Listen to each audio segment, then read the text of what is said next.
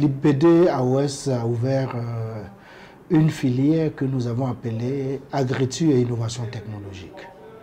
Vous voyez que dans un contexte de changement climatique, où nous devons donc définir et concevoir des mesures d'adaptation, alors l'innovation révèle toute son importance.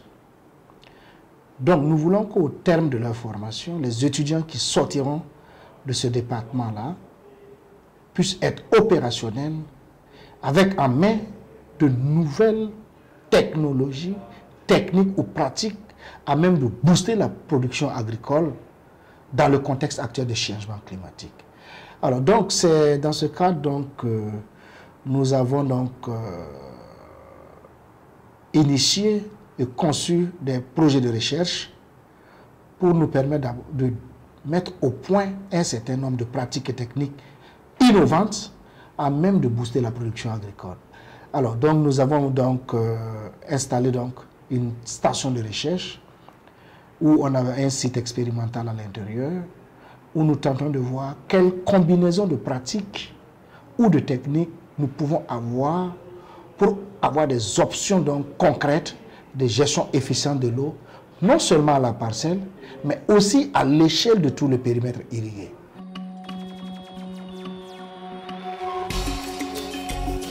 Du début jusqu'à la fin, on a suivi tout, que ce soit la mise en place de la pépinière, la préparation du sol, tous les entretiens on a apportés. Présentement, nous sommes en phase de récolte, que ce soit au niveau de la tomate et le riz.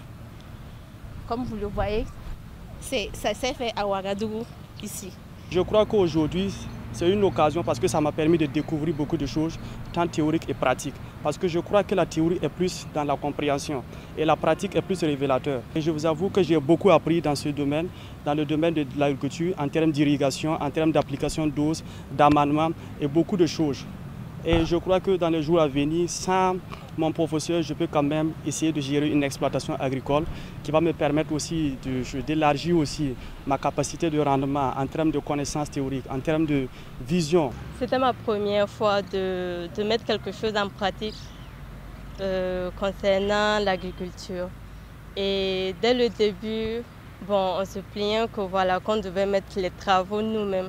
Mais à la longue, je trouvais que ça a été un côté bénéfique pour nous parce qu'on a pu voir, pu connaître les dures réalités du terrain.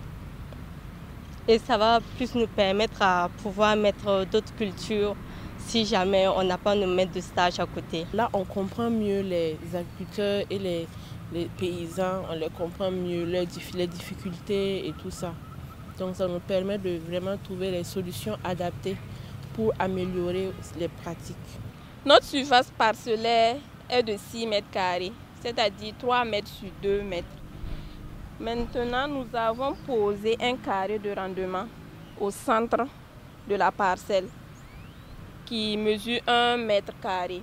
Et ensuite, nous avons posé des piquets au niveau de 15 plans selon la méthode des diagonales et des médianes.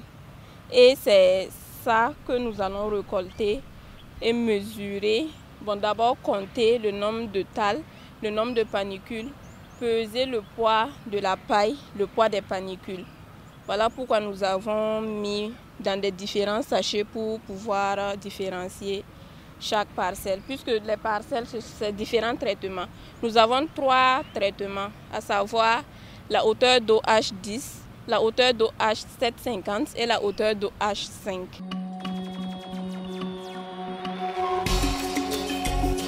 Nous avons mené des essais ici pour le stage de fin d'études pour le master. Moi, mon étude porte sur la tomate. Il s'agit de 2 variétés de tomates que nous avons expérimentées pour voir les capacités, les performances de chaque variété, ainsi que les traitements que nous avons eu à appliquer. Voilà, c'est un truc, en résumé, ce que nous avons vu à mener comme études au sein de l'IPD AOS. Donc, ces étudiants, à la sortie, normalement, disposent donc de bagages nécessaires non seulement pour être compétitif sur le marché national, mais également pour s'auto-employer. Et je crois qu'il serait intéressant également que les gens sachent que l'IPD dispose d'un site d'expérimentation et même nous disposons d'un site de production bio et que tout ça, c'est pour contribuer donc à ce que nos populations aient à manger, mais qu'ils mangent sain.